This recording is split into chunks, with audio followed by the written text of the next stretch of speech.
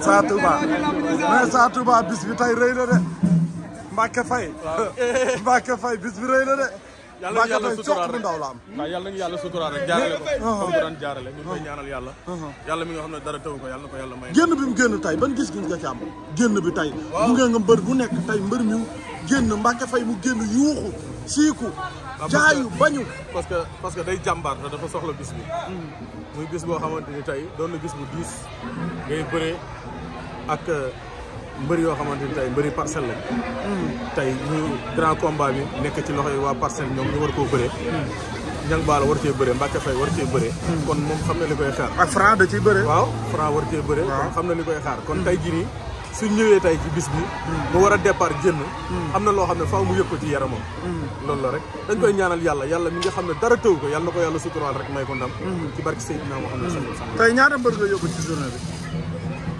waaw bëri na nag mais bëri na mooy loolu parce que am na yeneen mbër yu dëkkul sax ci gox bi waaw ñoo xamante ne yaa leen yóbbu. ñoo xam ne moom kon mën nañoo xaar stade Sa Touba. incha allah bu soobee yàlla. ah incha allah. ah mais non tey maa ngi sama kër tey demoo stade. tey demoo stade tey maa ngi sama kër waaw. ça est-ce que du da ngay làmb.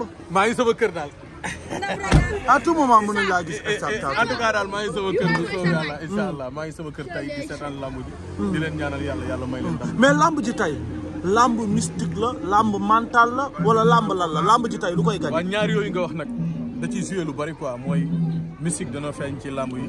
mental. waaw gën a pare quoi.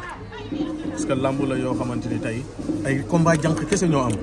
amul benn combat boo xam ne da nga koy xool rek di laam-laamee boo xam ne déedéet ñaari combat boo tudd rek combat jànq la. di commencé ci grand combat bi ba ci suuf nag yëpp combat jànq la. waaw di leen ñaanal yàlla rek lamb ji mboolem ko ci dem yàlla na nga dem ci jàmm ñëw ci jàmm.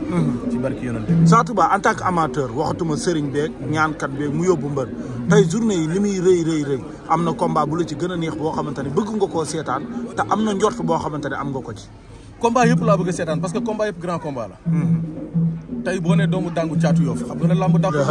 la lamb goog. ah nga ñëwaatee jóge waat foofu noonu boo jógee ci doomu dàngu. yaa ngi ñëwaat ci. Lagros.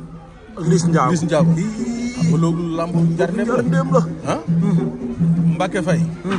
soq bu ndaw. ñang baalo. Ndandi Fall. Bulldozer. Ndigal Franc.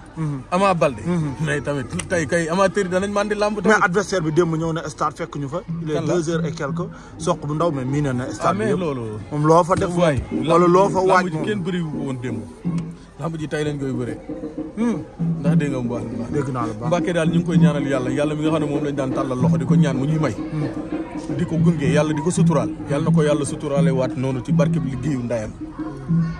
ndax dégg nga dégg naa la wax dëgg yàlla man ëwma lu ma koy tiital daal wax dëgg yàlla. mais mbëri ni ñuy def maa Mbacke du affaire de ñaan wala dara. Mbacke Faye pour ñu comprendre sëriñ bi nga xam ne moom la sukk jébbalu sax maa jàpp ci loxoom boole koog moom. muy bàyyi jili Mbacke borom léegi-léegi. Mbacke ba dara du dara la man ak moom ñoo doon ànd di defandoo lépp. Mbacke maa ko njëkk ànd ak moom yóbbu ko Touba ñu nekk sama kër ay fan.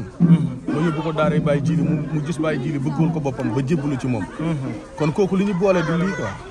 dañ koy ñaanal yàlla rek wax dëgg yàlla na ko yàlla gën a dolli suturaal rek. li ma ko wax rek mooy lamb ji ne tey. te xam ne waa ji caxabal la am ci combat bi. caxabal ñaari kii la am ci combat bi mooy tànte ko caxabal. ak déclenché ko moom amul leneen ci combat bi. li ci des yëpp moom na fatt tur yi rek parce que lamb tegtal la ak ay sarax yi ci des yëpp ay détails la. yi ci des yëpp ay détails la sarax amul lu mënul ci àdduna. kon yàlla na ko yàlla suturaal daal man loolu laa koy ñaanal yàlla.